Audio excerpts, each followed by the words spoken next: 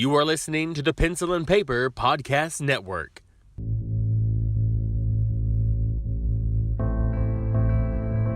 You're listening to the Horror Ramblings Podcast, the show about all things horror. We hope you enjoy the show.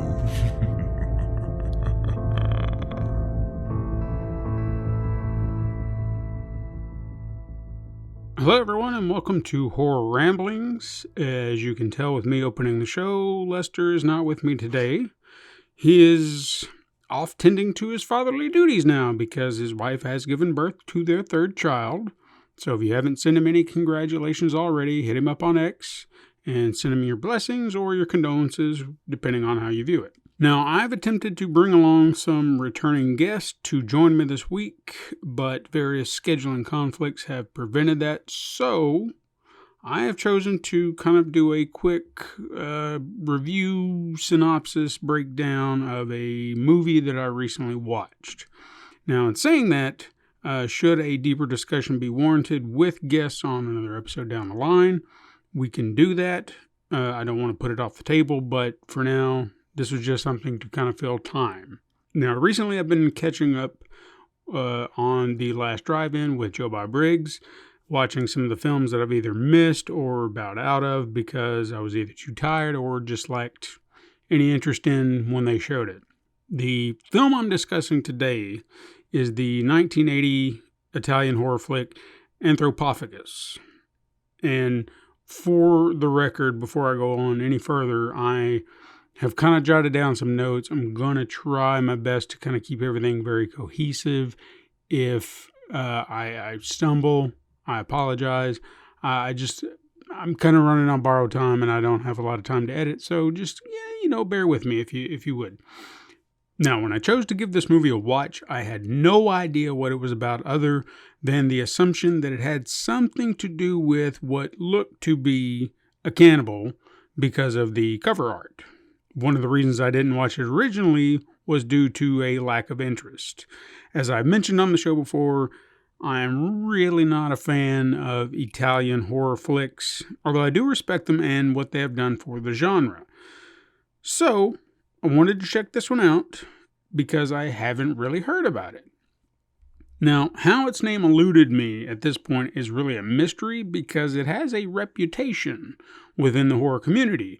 Because not only is it one of the films placed on that Video Nasties list that is so famous, and also doesn't exist anymore it seems, but also is featured on several lists for containing one of the most, if not the most, disturbing graphic images ever put to celluloid. This was a fact I was not aware of before starting the movie, but once I started, I wasn't about to back down. I figured, I'm come this far, let's do it. Now, I had heard of director Joe DiMatteo,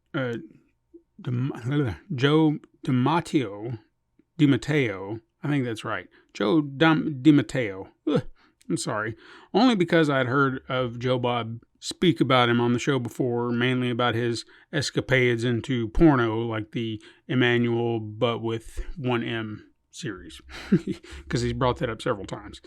If you want to make a cheap flick, you either do horror or you do porno. It seems to be like same level of...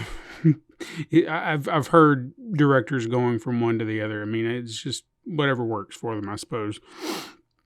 Now, anyway, I thumbed through his filmography and his various pseudonyms and really didn't find anything noteworthy that I would recall outside of this. So I had nothing to compare it to regarding any of his other work. And maybe that worked in this film's benefit, because the moment I hear Fulci or Argento or Bava, I kind of know what to expect. Now, this film abruptly starts with a jarring score playing over various shots of Greece, or at least that's what it seemed like. The score is composed by Marcello Giombini. Marcello Giombini. That sounds right. And it was performed on two APR 2600 synthesizers, which for me conflicts with the grim mood of the film. It's just Sometimes the music's too intense, or maybe it just doesn't really match what's going on screen. It's just, I don't know, it's all over the place, but sometimes it actually works. So I'm a little iffy about how the score came about. But again, with it being an Italian horror film, it kind of goes along hand in hand. I mean, you listen to Goblin and a lot of their work within a lot of those Fulci films, same thing. But again, I'm not sure if a composition or the compositions that were written here would have worked with different instruments or an orchestra. Could have just worked with the synthesizers, could be 10 times worse. I don't know. Anyway, we follow a German couple who seems to be on vacation. They wind up on a beach. The woman goes into the water for a swim. The man stays ashore while listening to his big late 70s headphones. You remember those? No, nobody does. It was the 70s. Who knows? This leads him to not being able to hear his girlfriend or wife or whomever she may be being attacked in the water, but also being alarmed by the dog that they also had with him, barking before the killer comes up on him and then jams an axe into his face. Now, from there, we are introduced to our core cast of characters played by actors I do not know. Furthermore, and I'm not sure if I have all the character names correctly, because the names that I heard and the names that were on IMDb do not match. Close, but then again, not really. Okay, so in saying that, I do know one name, and that is Julie, played by Tisa Farrow, who most people listening to this show would know from the Fulci classic Zombie, aka Zombie 2 if you're outside the US. Now, this was her last film appearance, and while I wish I could say it was a fantastic performance to go out on, it's a little hard to judge, as she and everyone else in the film was dubbed. Now, this was apparently a common practice in Italy to film without sound and record dialogue later.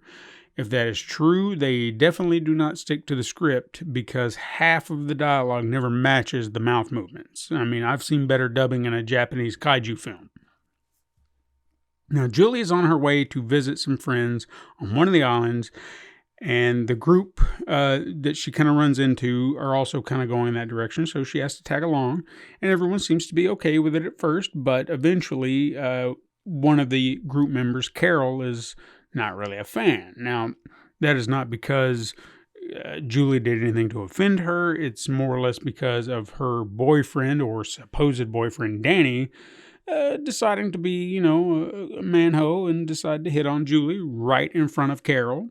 So I could understand her being a little frustrated. Then you have Carol's brother, who also seems to be a little flirty with Julie. He kind of explains, the whole situation, the dynamic, and that Danny's just kind of he floats around. They're kind of together, but kind of not. And again, Carol is Andy's sister, and Andy is her brother. I'm sorry, I'm stumbling about here. I'm trying. Anyway, tries to dismiss his friend's actions, but whatever. And you get that light flirting, setting up a little tension, romantic tension, if you will. Some moments later, Carol is showing off her tarot cards, and she's doing a tarot reading for Maggie, who is another member, and she's the most pregnant member of the group. However, Carol is a bit concerned as she's going through her tarot readings, because it seems that the visions being seen within the cards are painting a bleak picture. Now, Julie tries to help explain the card visions, but once Maggie leaves, Carol explains that she kind of got a vision that Maggie has no future, indicating that she's going to die pretty soon, which is kind of bleak. I mean, especially with her being, pregnant and all that. Now, the boat arrives on the island that they were heading toward. As they all depart, Maggie twists her ankle getting off the boat, and it prevents her from joining her friends. This is such a plot convenience, because as this happens, nobody sticks around to help Maggie. They're just like, peace out, we'll see you later, you're fine.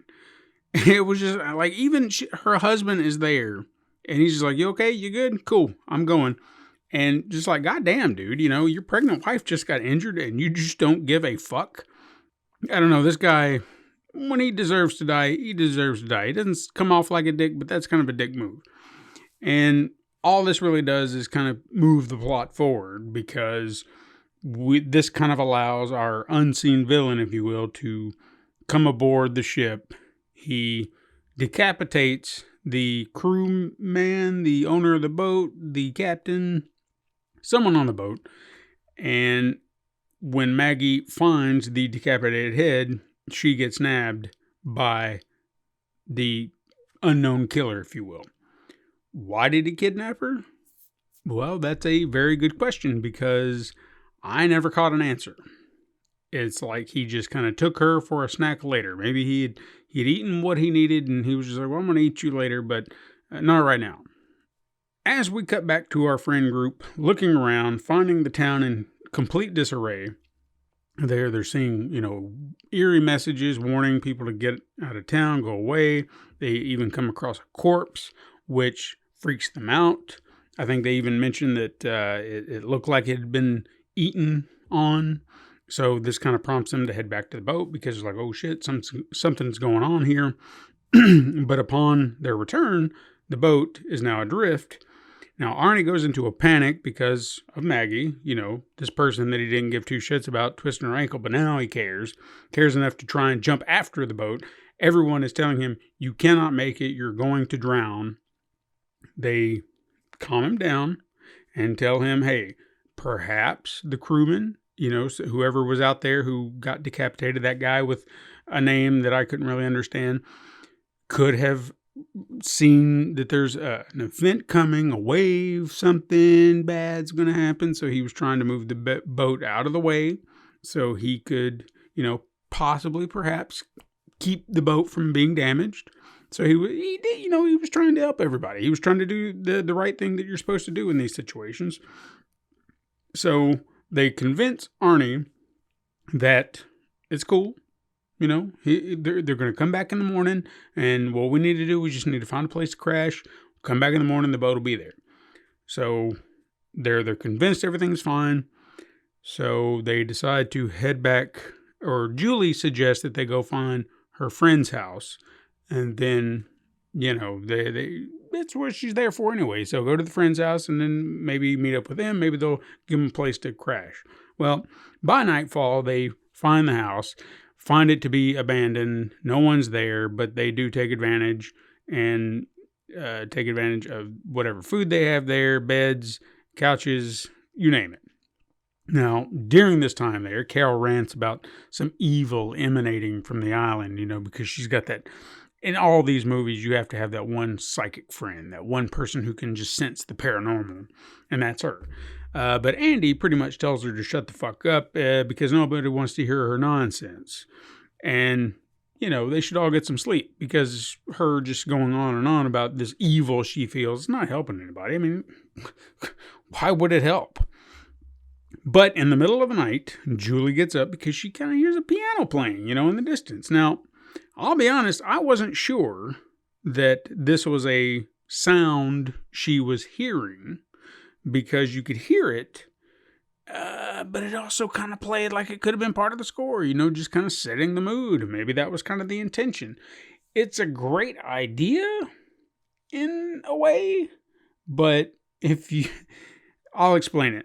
So anyway, you go after the sound. She goes searching for it, and then Danny, the would-be rapist that tried hitting on her in front of his girlfriend earlier, he appears behind her with a meat cleaver, claiming he heard a sound too. So he's going to follow her, and they investigate a little bit further, only to find a kitten bouncing around on the piano. Now this is where I have an issue because the music is actually pretty good. It didn't just sound like someone smashing the keys.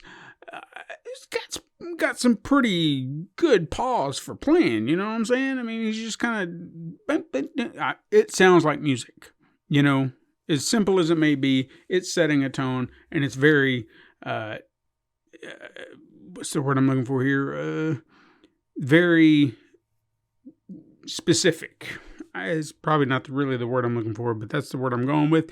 Anyway, in this moment, as they find the cat, Danny is stabbed by a blind girl hiding in a barrel of wine, I guess. It kind of had this blood thing going, but I was like, why would there be a barrel of blood? It doesn't make sense. So I'm assuming wine. Now, the girl is revealed to be Rita, although IMDb said her name was Henrietta or something like that, but they called her Rita. Again, dubbing, who knows? Rita is apparently Julie's friend's daughter, whom she was actually there to take care of. Like, that was her whole purpose of going to the island, was to meet with her friends, and then she would care for the friend. She mentioned that earlier in the movie, which I probably didn't. Anyway, that's what she was there for. She found the person she was there for, and it seems Rita had attacked Danny out of fear because she knows that there's someone on the island, and she is blind, as I mentioned, but she can smell the blood. So she smelled the blood, and that's why she kind of went into a panic. And she's not all right in the head either because, I don't know, something's kind of disturbing her, if you will. So while she's being taken care of by Julie, just trying to get her senses back about her, Alan and Arnie head into town in search of medicine to help Danny the Dick, because he was, he didn't do anything in that moment, but he's going to do something here in a moment because he's deciding to go visit Julie. And even as I say, visit Julie, he was even asking Carol, hey, where's Julie? I want to know where she is. So you know what he's up to. Anyway, he heads upstairs and he just professes his love for Julie in just the creepiest way imaginable. It's just weird. Like, again, I called him a rapist for a good reason. He's got those vibes. Carol catches Danny doing this weird dance of just like, I'm in love with you. I don't love her. I love you. And, kind of pisses her off, and she runs off into the night. Julie feels responsible, so she chooses to go after her. In fact, I even think Carol blamed her in the moment. It was like, this is all your fault, we're here. But that's unfair. It's not her fault Danny is doing that. She keeps telling Danny, I'm not interested. She even told him in that moment, not interested, don't want to be with you. You're a dick. Julie feels responsible. She goes after her, and with no one in the house, luckily Danny is not too much of a creep because, he's alone with Rita, and he could have been a weird, but alas, he was not. Thank goodness. But he's at least not given the opportunity because the man who smells of blood is in the house. But we'll get to that. So, meanwhile, Julie runs into town. She finds Carol, who locks herself behind a gate and then just disappears into the darkness of night. Julie attempts to find a way to her, and as she kind of hops over a wall or a fence, she runs into Alan and Arnie, who think, hey, man, I know you just saw her go through a gate, and I know you were trying to get to her, but what if she just went back to the house that you just ran from, and she also ran from, and that's where she went. So we just need to go back to the house because she'll just go back there. Plot convenience. Anyway, back at the house, Rita begins panicking because she says she can smell the blood.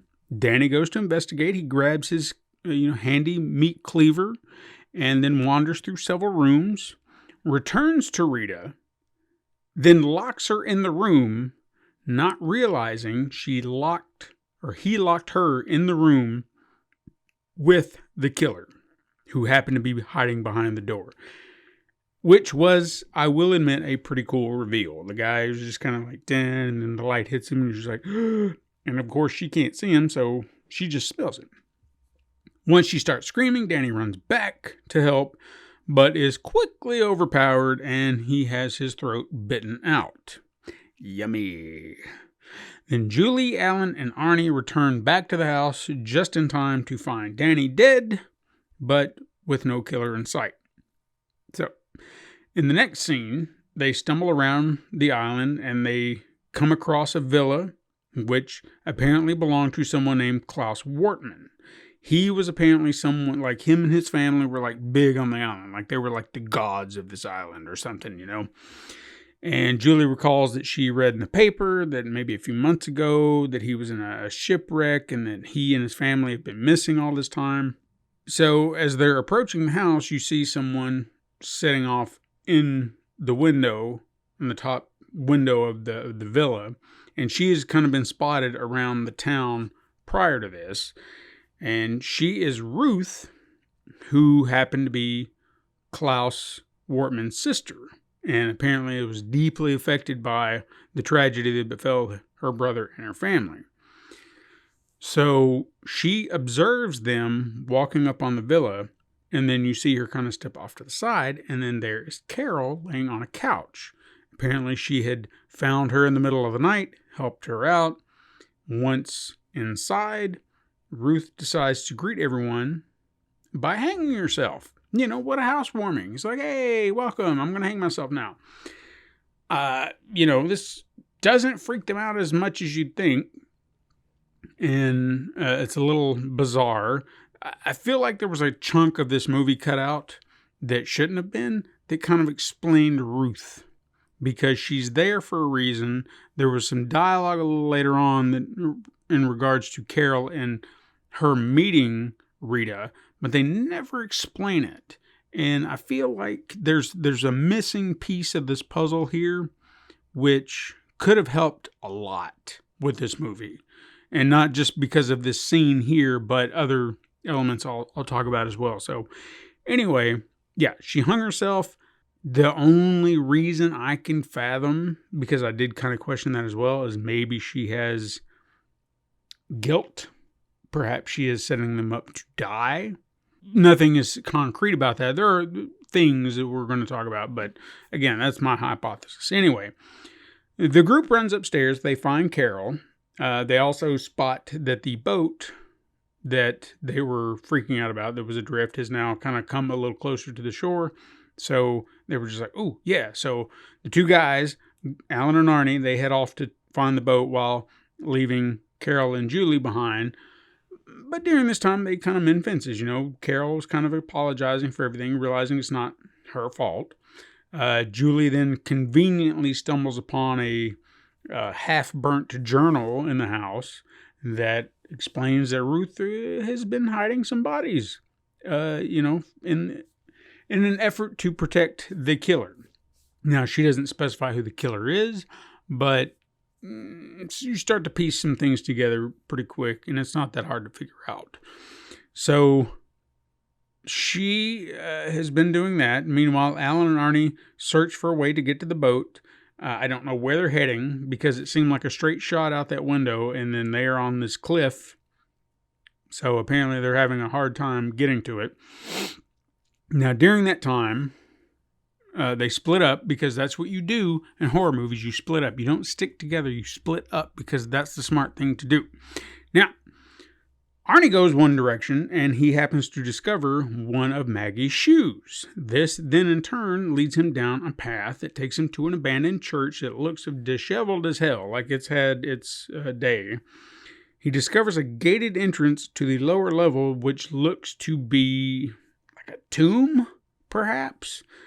And I don't know if this is supposed to be where Ruth put some of the bodies, because it wasn't very clear.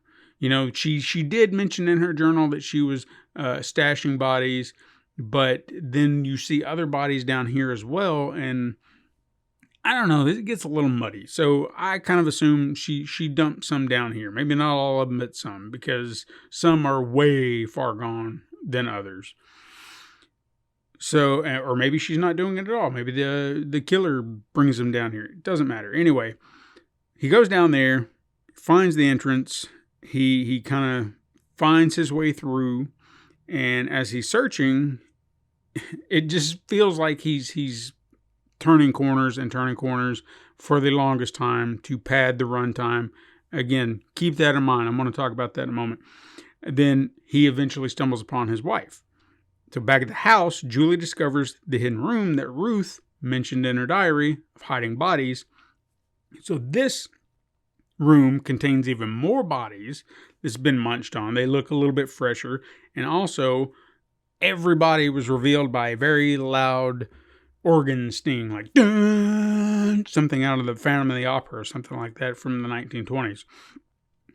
She then learns that while in the room that the killer is in fact Klaus, Ruth's brother, by deducing some choice words out of the diary. This is why I feel like understanding some of these details would have been it would have been nice to have a little bit more documentation about that. Klaus then appears down in the catacombs, blocking the way for Arnie and Maggie to get out. Where did he come from? Who the fuck knows? Now, at this moment, we get a random flashback because we had no other time for exposition anywhere else, even though, you could have possibly put it in the diary and done it there. But no, it's like Klaus goes into an immediate flashback of everything that occurred to him in the moment that he blocked Arnie and Maggie. And we see that he, his wife, and their son were adrift on a life raft, so there was a shipwreck. Their son was seemingly dead. He didn't look dead. He just looked like he was asleep, but maybe he was dead. And then Klaus was just like, hey, we're going to have to eat him because we're going to die if we don't. We need food. Obviously, the wife is like, absolutely not. This is our child. We can't do that. And this leads to them kind of getting into a scuffle, which leads to his wife being stabbed. How did that happen? Well, it seemed pretty intentional to me. It didn't seem very accidental at all. But, that's the story we're going with. We see Klaus let out a very terrible howl of anguish that just was awful before cutting back to present day. And I guess it would be safe to say he ate his wife and his son, and it drove him mad. And then he just kind of brought the madness home with him. Anyway, back in the present, Klaus stabs Arnie in the shoulder. Then he turns attention to Maggie. Now, here is where we come to the most controversial scene in this film. The one that has led to several edits and bans. Klaus attacks Maggie, begins choking her while reaching under her dress. As she seemingly loses consciousness, Klaus pulls out her fetus and proceeds to take a bite out of it. Now, I just want to say, from where I'm at, while the idea of the scene is very disturbing, for me, this is not the worst thing I've seen in a horror flick. I have watched this scene twice, second time more out of curiosity, and it is nowhere near as bad as the baby scene in the Human Centipede 2. You know the scene, and if you don't look it up, keep away from it. And the same with that baby scene in the Serbian film. I've never seen that, but I have read about it, and I will never watch that scene. I absolutely refuse. It's like 2 girls, 1 cup. Don't need to see it. Hearing about it is enough. Fucking disgusting. Let's move on. Cut back to Carol and Rita, who are just waiting around upstairs. Carol gets impatient and leaves the blind girl to search for Julie. Okay? She leaves her behind. Carol runs downstairs and enters Klaus's room, but between the point she gets off the stairs and the point she enters, she gets her neck slit by Klaus. Don't know how, but I mean, the man works fast because that door was right beside the stairs. It was pretty quick. Then at that point, Julie freaks out, because Carol falls down dead. Klaus jumps out of the shadows. Julie runs upstairs, grabs the blind girl who just, was left all alone to die. Surprisingly, she didn't. They head upstairs to the attic. And I swear to God, this staircase scene where they're going up to the attic, it really gives this house an extra floor that I didn't realize it had. Because, my God, it didn't look that big from the outside, but, now it does. Anyway, it doesn't matter. They run up the stairs. Klaus is chasing them, doing the Michael Myers, I'm slow walking, I'm trying to get to you. they close the door, they get into the hatch and everything. There's a lock on it, and he can't get up there. He's banging on it, and he's trying, but he can't get him. So then they're just kind of sitting there going, all right, cool. It's quiet. It's cool. And then you're just thinking, all right, how long are we going to sit on the silence? And once you think it's too long, Klaus breaks in through the ceiling. He climbed that house. There apparently must have been a nice window he could have got out of. I mean, there were enough floors, clearly, at least 10. So Klaus breaks in through the ceiling. He grabs Rita, drags her head through the narrow hole. And this is one of those Fulci things, man. They could have easily done one of those eye gouging things like they did in Zombie, but they didn't. Could have. But they kind of do something where it's like, oh, he skinned her face or something like that as he's kind of yanking her out. Doesn't look as gruesome as it could, but, limited budget, I'm sure. He yanks her up out of there, at least her head, and then takes a bite out of her neck. And honestly, I started to wonder if he wasn't a vampire at this point because he's bitten a lot of necks. I don't know why he doesn't take, I guess that's the best tasty part. I don't know. I've never eaten a person. So Julie stabs Klaus, and that leads him to fall off the roof, tumble off. Julie takes this opportunity to yank Rita back down and kind of mourn briefly, but then she's like, well, I got to go. So she runs outside, right out to where Klaus would have been, trying to find the body. She looks at a nearby well, where Klaus happens to just be lurking. Why wouldn't he be? How did he fall off the house and wind up in this well to be waiting for her? Who the fuck knows? But he grabs her, drags her down, only to have her saving grace being that her wrist gets caught in a rope and pretty much knotted in very precisely, I might add. It was very interesting how well that knot came about, because I had to back it up 3 or 4 times to figure out what happened, because apparently I even missed him grabbing her and dragging her in. I was so confused by the whole thing. Anyway, she uses said rope to get out of the well, but Klaus, who I guess just fell back into the well, into the bottom, into the water, is climbing now back out. Again, great visual, but doesn't make sense in the context of him just dragging her into the water or into the well a moment ago. Just saying. But he climbs out, he chases her up, and as he gets out, as she is also out, and gets her hand loose, he's getting ready to attack her, getting ready to take his bite. And then Andy, who we've completely forgotten about for the last 20 minutes, shows up out of nowhere with a pickaxe, jams it into Klaus's stomach, and then he drops to his knees, he yanks out his own intestines, and just decides to gnaw on him real good, just before dropping dead. And then the end. I swear to God, the end. That was it. No credits, no nothing. It said the title card, the end, and then that was the end of the movie. Title cards would have kind of been nice, just a few, I suppose, but whatever, doesn't matter. So that was pretty much a full recap of the movie. Despite any criticisms that I know I've lobbed throughout this recap, I will admit this is probably one of the better Italian horror films that I've seen. Now, one of my biggest concerns is, like I said, that one chunk where Rita could have explained to Carol what was going on. Maybe just a little scene with him where they find each other and explain what's going on. That missing piece could have been the right kind of exposition the movie needed, versus some of these long, drawn-out search scenes where they're walking for extended periods going, my God, there's nothing happening. You're just walking, you're padding the time.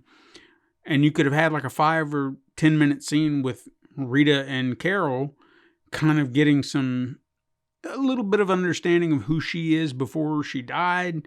And you don't even have to reveal Klaus, but you can there was even a line that I think Maggie said where she's said something about she could hear Rita, not Rita. Was it Rita? Not Rita. What's her name? See, I got them all wrong now. Ruth. I'm sorry. Ruth, the sister of Klaus. That's who I'm talking about. If I said Rita a second ago, I apologize. But anyway, Ruth and Carol could have had this scene where you kind of get a sense that you're trying to understand why she's still here, maybe that she's done some stuff. And I don't know, it could have worked so much better to kind of give a little bit more exposition to everything going on. And then you could trim out some of the other stuff. My opinion, though. But again, it does have a little bit more plot than most. Even though, like I said, there's just those scenes it could have really worked on. I do have a little bit of a question regarding how the cannibalism affected Klaus the way it did, because they just went, he's mad, and then he's got some weird, I don't know, terrible skin condition. That's how it kind of comes off. Now, there is, in fact, a disease called Kuru that is linked to cannibalism in Papua New Guinea. And I mean, it's plausible. Now, granted, I know Papua New Guinea is nowhere near Greece, but you could have done something to kind of play with that. But again, none of that, the symptoms of that disease really kind of trigger anything, psychotic behaviors or skin conditions, anything. Nothing about that is real. And I'm trying to give credibility to a work of fiction, so it's ridiculous anyway. But I guess it works to kind of make him more monstrous in the grand scheme of things. I don't know. It's weird. So I don't want to knock it for trying to just kind of create a monster, but there are some details that just, especially when we know what we know now. That's all I'm going to say. Hell, even the guy who created or who made Cannibal Holocaust, he never made the cannibals of the tribe psychotic like this. I mean, they did some weird shit, but I mean, I felt like it was in the basis of what they were doing or kind of who they were. I don't know. It's just, I don't know enough about cannibals. I've never really did in the studies, you know. It's not something I want to look into very much. Anyway, the film kind of suffers from what I said, like an unfit score. The dubbing that's just all over the place. It even echoes at times, you know, like the characters are sitting in a very confined space and there's just an echo to their voice that should not be there. Little things like that. It's just odd. You've got some slow spots, like I mentioned. 90 minutes is not bad. I mean, it does kind of flow. If you even watch it with Joe Bob Briggs, if you watch it on the last drive-in, I'd probably recommend it because you can kind of get through a little bit and not really be that bothersome because you're taking it in spurts. You might get a few, you feel it every now and again, but again, it's not that bad. The gore effects were not bad compared to some of the things we've seen from Fulci around that same time. You could kind of expect it to be better, but again, it's not bad. I mean, there's been worse. There's been better, but this is actually pretty good. I mean, from what we got to see, I would be curious to see what they would have done with a bigger budget, especially if they had some real special effects gurus behind it all. Like, for example, the effect with the fetus. It was very effective, so much so that some censors thought it was real, like they were making a snuff film, when in fact what they used was no more than a skinned rabbit. So I'm sure PETA would have had a huge problem with that if that was done today. But again, we're talking about a time before animal rights were a big deal in filmmaking. But it worked for what they were trying to do, and it was a very unique effect at the time. So, props to pulling that off and getting people to think they saw what they saw. Now, while I would never say this is an underrated classic, I wouldn't say that it's not worth a watch. I would say it's worth a watch at least once, and with the caveat that you must be a hardcore horror fan, a mutant, if you will. This isn't something for the casual horror fan who loves a good PG-13 scare or maybe even thinks like an R rating. Oh, that's a bit too much, but boy, I'll do it today. No, this is for the hardcore, the mutants, the ones who know the depraved underground movies that we know, blood, beasts, boobies, the whole shebang. We don't want it any other way. We want this kind of grime. You know what I'm saying? And like I said, I'm glad that I gave it a watch. Would I watch it again? Perhaps. You know, I've watched Zombie or Zombie 2, depending on how you see it. I've watched it a few times. It still bothers me, especially some of the dubbing, some of the pacing. But there are some things in there that I enjoy about it, that I enjoy watching. So I wouldn't discount this one as being another one I would watch at some point. So recommended if you haven't given it a watch. Maybe if you listen to this whole thing, you pretty much got it in a bag, but I don't feel like there's any big spoilers like, oh my God, like you just couldn't figure the shit out. I mean, it's pretty cut and dry. But anyway, if you've watched no, God, see, I can't even say it now. Come on now. We're going to do it. We're going to do it right now. We're going to say it right now. Anthropophagus. There we go. See, I said it now. Anthropophagus. There we go. If you've seen Anthropophagus, because I just had to get it back in my mouth, let me know on Twitter or X or whatever the fuck it's called, at Horror Ramblings. You know the place. And if you've got more to say and you need just a longer venue to do it, send us an email at horrorramblings@gmail.com. If you want to discuss horror with like-minded individuals, join us on Facebook or join us on Discord. All those links are down below. Come chat with us. And if you can find us on Instagram, you can find an assortment of horror images. If you're feeling generous, you can support the show over on patreon.com. And hopefully, to God, I can start putting some stuff up there early for you guys, for those who chuck in a buck. If you want to help the show grow, leave a 5-star review on your favorite podcasting app. You can tell your friends to do that as well if you want to introduce them to our podcast as well. And if you happen to be using Spotify, take a look at any weekly questions and polls that we may post. Let us know what you think. Finally, Central Hub, pencilpaperproductions.com/horror-ramblings. Links are in the show notes for your convenience. Remember, guys, stay spooky out there and do not eat people, all right? It's not good for you. It's not.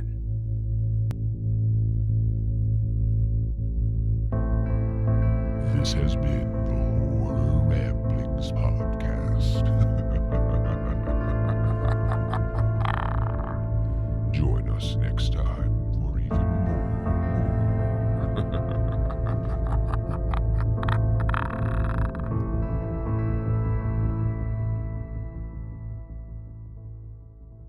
This has been a Pencil and Paper Podcast Network production.